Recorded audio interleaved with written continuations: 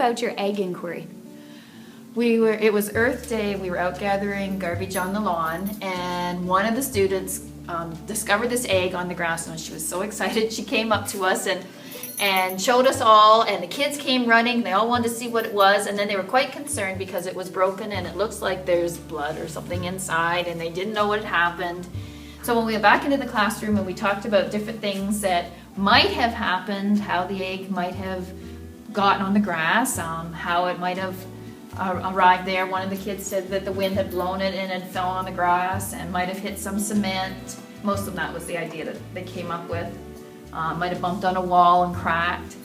And so then we talked about ourselves falling down and what we know about falling down and how they've fallen down and scraped their knee and they're bleeding, and that falling on stones or the sidewalk hurts a lot more than if they fall in the grass or the sand.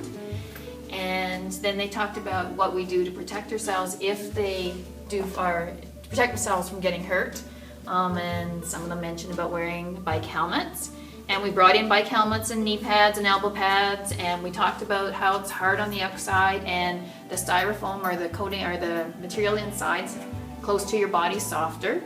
And then they listed some things that were hard and soft that might have helped the egg when it landed, or if it landed on that.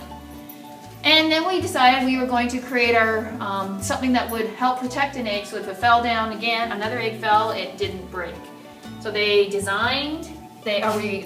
brought in materials that were soft and hard materials, and they sorted them into those categories, and then they were to pick the materials and design their own egg protector. Once they'd done that, we've been talking about procedural writing, so they did what they wrote down first, next, then last, how they made it, and they drew the pictures, and they were talking about labeling as well, so they labeled their picture.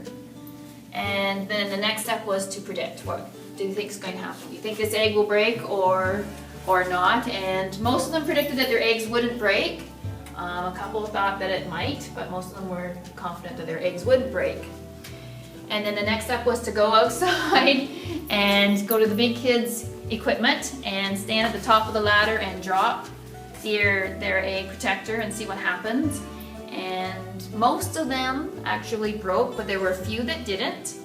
And then afterwards I asked the kids what they would do next to improve their design if they were to do it again, or if there was something that they had learned from it.